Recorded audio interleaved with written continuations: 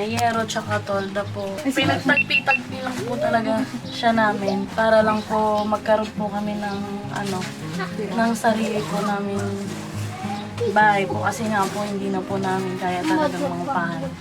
Sobrang hirap po talaga yung buhay.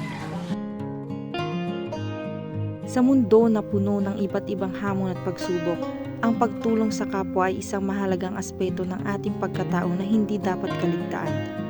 Ang simpleng gawain ito ay nagpapakita ng ating malasakit at pagmamahal sa ating kapwa-tao, na siyang nagiging daan upang mabuo ang isang makatao at mapagkalingang lipunan. So maganda po yung ginagawa nyo.